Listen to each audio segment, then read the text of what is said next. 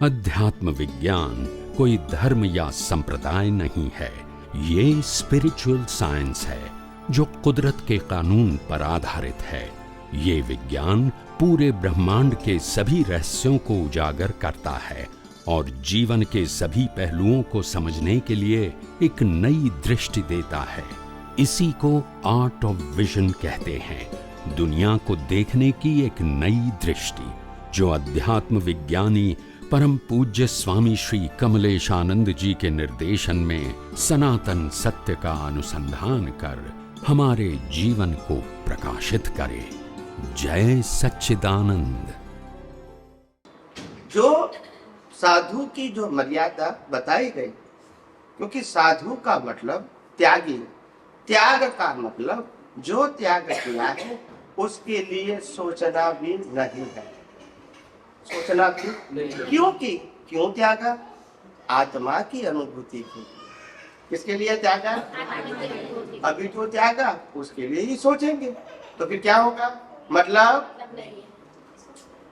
अभी मैं कहूंगा मैं मकान नहीं बनाऊंगा, मगर मंदिर तो बोलते नहीं है, मेरे नाम की ही तख्ती रहेगी, बराबर है। महल नहीं बनाऊंगा, मगर संस्था तो बोलते नहीं है।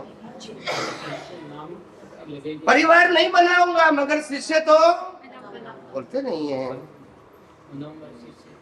समझ में आया नहीं? मैं परिग्रह नहीं बढ़ाऊंगा, मगर वरघोड़ा तो बोलते नहीं है।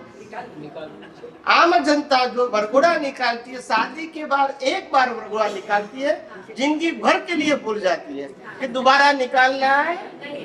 उनको तो साल में बार बार होता है, बोलते नहीं है। आके ना बोलना ही पड़ेगा आपको। जो आंखों सत्य है, क्या है? आंखों का सत्य है, वो बोलना ही पड़ेगा, स्वीकार करना ही पड़ेगा। नहीं करोगे तो भी दुनिया एक्सेप्ट नहीं करेगी। आंखों देखा सत्य है, या सुन लो। तो बात ये है, ये भगवान की आज्ञा से क्या है? विरुद्ध, और इसका फल भी समझ में आया कि नहीं आया? बस ये कुदरत का कानून है, किसी और का कानून। यस, बोलिए बोलिए बोलिए। महावीर को तो मानते, लेकिन महावीर का गावा नहीं मान रहे। तो अच्छा है ना? बच्चा नहीं है, वो बच्चा कहता है पापा मम्मी आप दोनों को मानेंगे, आपकी पूजा करेंगे, आरती करेंगे। कहा नहीं मानेंगे? तो अच्छा है ना? बोलते नहीं है। तो हम क्या करते हैं? आरती उतारो, पूजा करो तो मानेंगे? सच्चाई तो स्वीकार करनी ही पड़ेगी अगर आगे बढ़ना है तो। और आगे नहीं बढ़ना है तो सच्चाई को सच्चाई नहीं मानो, झूठा मानो। तकलीफ क्या है? हमने आज तक भगवान महावीर को भी उस समय थे तब नहीं माना था, तभी तो यहाँ है। और आज भी नहीं मानो तो कहाँ जाओगे? वो तो कुदरत बताएगी, हम बताने वाले नहीं हैं। समझ में आया? हम सब तीर्थंकरों की सभा में बैठ कर आए। ऐसा नहीं कि हमने तीर्थंकर का दर्शन नहीं किया है। 24 तीर्थंकरों में से ही हम सब पास होके आए। हम कोई पहली बार तीर्थंकर का नाम नहीं दे रहे हैं, हम सबकी बात करते हैं। मगर उस समय भी हमने उसकी सुनी नहीं। कान से तो सुनी, अंदर स्वीकार। उसी की ये दशा है, महादशा। समझ में आया? और आज भी वही करेंगे तो वही दशा चालू रहेगी। स्वामी जी, जो अध्यात्म विज्ञान मैंने सुना और समझा है, उसके हिसाब से फिर मैं थोड़ा सा रूटीन बता रही हूँ कि जैसे सुबह मैं उठती हूँ, आधे घंटे बाद तो काम वाली भाई का फोन आता है कि मैं आज नहीं आऊँगी। तो अंदर से जो द्रव्य मन है वो बोलता है कि मतलब कैसी है, दिन भर छुट्टी लेती रहती है वो। फिर जो भाव मन है वो कहता है कि भाई उसके कुछ तकलीफ है या व्यवस्थित है या जो कुदरती रचना है उस हिसाब से वो आई है, तो वो शांत हो जाएगा। तो ये ज्ञान दर्शन का उपयोग हो गया। फिर थोड़ी देर बाद जैसे हस्बैंड गुस्सा करे कि भाई तुमने अभी तक खाना क्यों नहीं बनाया, ये वो, तो उससे भी मैं कुदरती रचना देखती हूँ कि भाई ये ज्ञान दर्शन का उपयोग हो। फिर बच्चे आए स्कूल से, उन्होंने कुछ कह दिया, अभी मेरे को टीवी देखना है, ये जिद करी, तो उस टाइम पे भी आया कि दिन भर क्या टीवी देखना, ये वो। और फिर कुदरती रचना इसको देखा, तो ये ज्ञान दर्शन का उपयोग हुआ। बस शुद्धात्मा पद में रहकर रहना और शुद्धात्मा के अलावा सभी अवस्थाओं को कुदरती रचना देखना, चाहे मन वचन काया की है, चाहे 5 इंद्रियों से अनुभव में आता है, सभी कुदरती रचना थी, है और रहेगी। हमको तो देखना है, बनाने का नहीं और बदलने का नहीं बस। नहीं तो अगर नहीं देखोगे तो कुदरत पनिशमेंट करेगी, क्योंकि ये रचना कुदरत की है और आप मानते हैं बस, क्योंकि पनिशमेंट करने वाला कौन है? लॉ भी किसका है? बस। तो मानना कैसे है इसको? मतलब मन में सोच लेना है कि ये कुदरत की रचना है, मन में सोचना नहीं है ही। तब है, लेकिन उसको फीलिंग में कैसे लाना है? जब कुदरती रचना आपको एक्सप्लेन किया गया, आपको समझ में आ गया, मतलब कुदरती रचना है। अगर नहीं समझ में आया है तो प्रश्न कर सकते हैं, मगर समझ में आने के बाद तो क्वेश्चन कैसे होगा? नहीं, पता तो है कि कुदरत की तो रचना और अभी देखना ही है। मानना ना मानने का क्या प्रश्न है? अगर मैंने एक मिनट, अगर मैंने कोई भी अवस्था कुदरती रचना नहीं देखी, एक व्यक्ति ने मेरा 10 बार अपमान किया और मैंने कुदरती रचना नहीं देखी, तो क्या वो कुदरती रचना नहीं है? है। तो गलती किसकी है? हमारी। तो खत्म हो गई ना बात। नहीं देखी वो हमारी तो गलती है, मगर है कुदरत की रचना बस। तो मैं देखने को ही कहता हूँ, मैं बनाने को नहीं है। फिर क्या बात है? अगर नहीं देखी तो दोबारा प्रैक्टिस कर लो कि ये कुदरती रचना थी, मगर मैंने आवेश में आके और मिथ्या ज्ञान मिथ्या दर्शन का उपयोग करके उनको करता माना। ये मेरी दृष्टि की गलती है, वास्तव में ये भी कुदरती रचना है। बस खत्म। You correct your vision. अवस्था को करेक्ट नहीं कर सकते, दृष्टि को करेक्ट कर सकते। कर सकते बस। ये प्रतिक्रमण जो है वो अपने को किस तरीके से बेनिफिट करता है? प्रतिक्रमण कौन सा प्रतिक्रमण? से अपन जो समायोजना करते हैं, प्रतिक्रमण करते हैं, आलोचना करते हैं स्वयं की। एग्जाम्पल, एक गलती बताओ। जैसे अपने से किसी की हिंसा हुई, किसी का मन दुखाया अपन ने, कभी जाने अनजाने किसी भी तरीके से, या कोई नीति अनीति से कभी कोई काम किया हो अपन ने, तो उसका अगर अपन को लगता है कि मैंने गलत किया, उसका अपन मन से पश्चाताप करते हैं या प्रतिक्रमण करते हैं या क्षमा मांगते हैं, तो उससे अपने को किस तरीके से बेनिफिट होता है या नहीं होता है, या उससे अपने कर्म परिवर्तित होते हैं या नहीं होते? गलती कौन करता है? शरीर को। माफी कौन मांगता है? उत्तर दीजिए ना। वो समझ में नहीं आता कि शरीर मांग रहा है, आत्मा मांग रही, समझ में नहीं आ रहा है। माफी अपन बोलते हैं ना कि किसी की आत्मा को ठेस पहुंचे अपन ने, जैसे, तो आत्मा मैं सिंपल प्रश्न पूछता हूँ तो फिर हट जाते हैं। मैंने कोई टेढ़ा मेढ़ा प्रश्न पूछा? हम हर चौमासा में कहते हैं प्रतिक्रमण करके आए तो आत्मा करके आए। बोलो ना, अभी तो बोलो। शरीर इतना घुमा के बताया फिर बोला सर, तो पहले बोला होता तो। ये कोई नई बात है, कोई चमत्कारिक बात है? तो फैक्ट है, वो बताना है।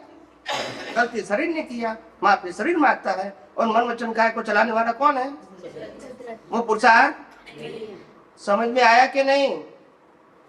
तो फिर अपने जो कर्मों से पहले ये बात समझ में आई कि नहीं? जो शरीर करता है वो कुदरती रचना है, वो समझ में आया कि नहीं? तो गुनाह किसने किया? माफी किसने मांगा? तो फिर हाँ और ना दो क्यों बोलते हैं? शरीर कुदरती रचना है वो भी मालूम है, दोनों क्रिया शरीर करता है वो भी मालूम है, तो फिर ना शब्द कहाँ आया? बोलते नहीं है। शरीर कुदरती रचना है वो मालूम है, और गलती करते हैं वो भी शरीर है, माफी मांगते वो भी शरीर है, और शरीर कुदरती रचना है। ठीक है, तो फिर प्रश्न कहाँ आया? तो अपने कर्मों का क्षय कैसे होगा? कि ये तो तपस्या से या तप से क्षय होता है कर्मों का, या तपस्या कौन करेगा?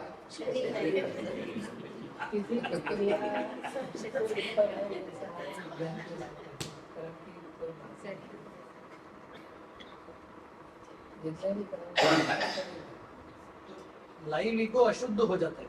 लाइव ईगो प्रकृति के साथ जुड़ोगे तो आपका ज्ञान दर्शन अशुद्ध होगा, इससे कर्म बनेगा, इससे जन्म मरण होता ही रहेगा। क्रिया और कर्म से मैंने बार बार कहा है, क्रिया और कर्म से कोई कनेक्शन नहीं है। मैंने बार बार कहा है, क्रिया कर्म फल है और भाव कर्म है, दोनों चीज अलग है। फिर भी बार बार शरीर से जोड़ देते हो कर्म को, बार बार जोड़ देते हो। मैंने 1000 बार कहा 3 दिन में कि मन वचन काया वो कर्म फल है, कर्म नहीं है, नहीं है, नहीं है। फिर भी कहते हैं कि ये कर्म करने का के नहीं, भाई कर्म फल है, उसमें करने का नहीं होता है। फल का मतलब कंपलसरी, सही। फिर उसमें करने का आएगा। व्यवहार से बोले वो तकलीफ नहीं है, व्यवहार से बोले तो मेरे को ये करना है, मगर दृष्टि से तो ये नहीं होना चाहिए। करेक्ट? करेक्ट। बार बार ये कहूँ, अभी मेरे को उपवास करना कि नहीं, मंदिर में जाना कि नहीं, पूजा करना कि नहीं, इतना प्रश्न करोगे। फिर मैं कहूँगा मंदिर में कौन जाएगा, तो कहता शरीर जाएगा। पूजा कौन करेगा, तो कहता शरीर करेगा। तो शरीर तो हमारे कंट्रोल में नहीं है। तो बोला ये बात भी बराबर है, तो प्रश्न कहाँ है? बोलते नहीं हो।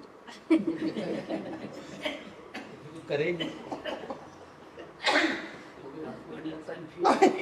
कनेक्शन ही नहीं है। कितने गुमराह हुए। मैं यही देख रहा हूँ कि 2500-2600 साल में कितना मिथ्या ज्ञान, मिथ्या दर्शन हमारे सबके दिमाग में गाढ़ और अवगाढ़ हो चुका है। सिंपल बात भी समझ में नहीं है। सिंपल बात जिसमें लॉजिक है, लॉजिक समझता है ना, रैंडम नहीं है। रैंडम बात को स्वीकार कर देगा। जहां सैद्धांतिक बात है वो समझने में टाइम लगता है, हालांकि सैद्धांतिक बात समझ में टाइम नहीं लगना चाहिए।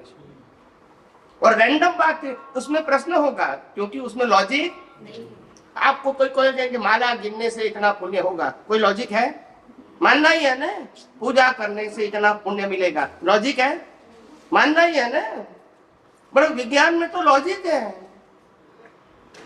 कोई बुद्धिशाली व्यक्ति, साइंटिस्ट भी आर्गुमेंट नहीं कर सकते हैं। तो जो सनातन सत्य है, जिसका कोई आर्गुमेंट नहीं है, वो बराबर है क्या? जिसके पास कोई उत्तर भी नहीं है वो बराबर है? तो फिर क्या हम ये तो पहला परिचय है, और पहले परिचय में आपको ये विज्ञान समझने में समय लगेगा, मैं मानता हूँ। मैं कोई चमत्कारिक व्यक्ति, जब भगवान माहिर या तीर्थंकरों की सभाओं में हम बैठ के आए तभी भी हम सुधरे नहीं है, तो मैं 2 घंटे में सुधर जाऊंगा ऐसा मानता भी नहीं हूँ। समझ में आया? अभी तो बहुत मार खाना बाकी है। अभी तो ऐसे जल्दी छूटने वाले नहीं है। अभी तो बहुत मार खाना है। अज्ञानता का मार बहुत खाना है, ऐसे छूटने वाले नहीं है। जो लोग जागृत होंगे, जो लोग इस विज्ञान को समझने की कोशिश करेंगे, क्योंकि ये कुदरत का विज्ञान है और कुदरत के विज्ञान के ऊपर किसी का विज्ञान नहीं होता है। रामकृष्ण मौर्य भी यही विज्ञान की बात करेंगे, क्योंकि कुदरत का है, उसके ऊपर कोई साइंस है ही नहीं।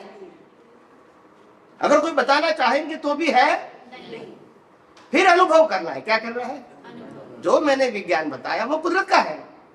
अभी आपको क्या करना है? अनुभव करना है। साइंस का, मेरा नहीं। बोलते नहीं,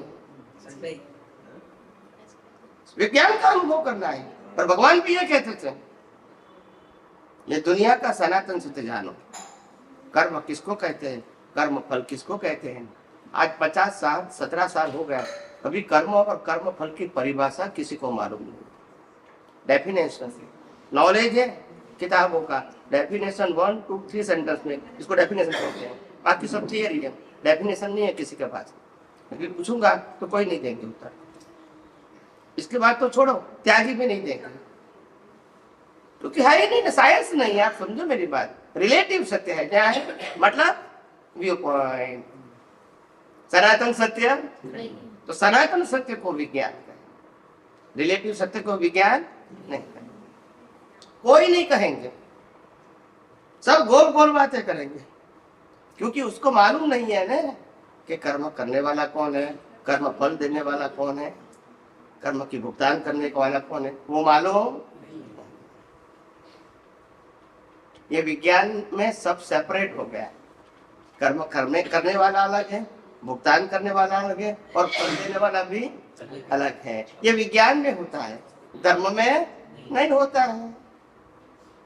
धर्म में तो एक ही होता है, ये शरीर ही कर्मों की भुगतान करती है और शरीर न्याय कर्म बनाता है, यही बात है।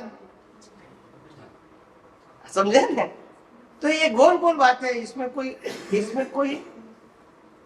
इसमें कोई सनातन सत्य या सिद्धांत और वही दुनिया चलती है अज्ञानता से। तभी तो कहा ये कलयुग में कोई मोक्ष में, नहीं कोई केवल ज्ञानी भी और कोई तीर्थंकर भी होने वाला। तभी तो समझ में आ जाओ ना। यस, लेकिन ये एक व्यू पॉइंट है क्या जो आप हमारे ना भी, ये एक महावीर भगवान का व्यू पॉइंट है। ये अभी कोई मोक्ष में नहीं जाएगा। महावीर भगवान का व्यू पॉइंट मतलब समझाए। जी महावीर भगवान के ही अंतिम देशना थी कि अभी कोई नहीं जाएगा। हाँ हाँ, तो ये महावीर भगवान का व्यू पॉइंट है। आप कैसी बात करते हैं? वो जो आपको क्या की जानी समझ मेरे को नहीं मालूम होता है। जब तीर्थंकर भगवान जो केवल ज्ञानी होते हैं, अगर इसके बात को व्यू पॉइंट कहेंगे तो सनातन सत्य किसको कहेंगे? ये आपको सोचने की जरूरत है। ये आपको सोचने की जरूरत, बस मैं नहीं कहूंगा कि क्या है क्या नहीं, अभी आपको सोचना है। जब केवल ज्ञानी और तीर्थंकर भगवान की वाणी को अगर हम व्यू पॉइंट कहेंगे तो सनातन सत्य किसकी कहेंगे? ये प्रश्न बात है। नहीं आप सबको समझ में आया मेरी बात कि नहीं है? हाँ जी अगर तीर्थंकर की बात को भी व्यू पॉइंट कहेंगे तो किसकी बात को सनातन सत्य कहेंगे? इसके ऊपर कोई होता है? बोलते नहीं है। तीर्थंकर को व्यू पॉइंट कहेंगे, ये व्यक्ति की बात है, व्यक्ति के मुखारबिंद से निकली है, व्यक्ति की नहीं है। उन्होंने जो धोखा देखा वो बताया, वो उनका नहीं है। आप समझे? ये कलयुग में क्या होगा, वो कलयुग में जो होगा उन्होंने देखा और केवल ज्ञान ने बताया, वो उनका ओपिनियन नहीं है। बोलते नहीं है। समझ में आया है कि उसको ओपिनियन नहीं बोलते हैं। उनके पास शक्ति है, कल क्या होने वाला है वो बता सकते हैं। नहीं बता सकते तो क्या उसका ओपिनियन है? ये उसका ओपिनियन है? सत्य है। सत्य है। तुम देखो तुम्हारी सोच क्या है। अगर इनको कहोगे कि उनका व्यू पॉइंट है तो फिर सनातन सत्य किसको कहोगे? तो फिर किसी की बात सुनने की बात ही नहीं रहेगी जीवन में। नकोड़ा जी की आरती में भक्त बोलते, नकोड़ा जी को समझ सको तो भक्तों को भी समझा देना, तुम समझ सको तो भक्तों को भी समझा देना। इन नकोड़ा जी जिनको अपन आरती मांगे, हाँ, मगर उनकी समझ सको तो भक्तों को भी समझा देना, मगर क्या वो नहीं बताया आपने? क्या समझाना? नहीं तो ये तो आरती बने वाले ने, अरे तुम आधी बात करोगे तो मतलब क्या रहेगा? आप कहो कि उनमें आरती में क्या समझा देना था वो तो बताइए।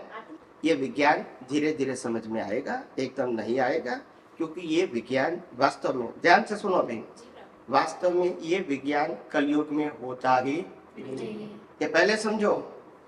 ये 2600 साल से बाद पहली बार विज्ञान फुल फॉर्म में प्रेजेंट हो रहा है। फुल फॉर्म में बहुत सारे अनुभवी ज्ञानी पुरुष समय समय पे हो चुके हैं, मगर वो विज्ञान को बताने के लिए उनके पास संजोग नहीं था। सामर्थ्य था, संजोग नहीं था। वो नहीं बता सके। एनवायरमेंट समझते हैं ना? एनवायरमेंट जब वातावरण में जब विरोधी होता है तो आप सच्चाई बता नहीं सकते।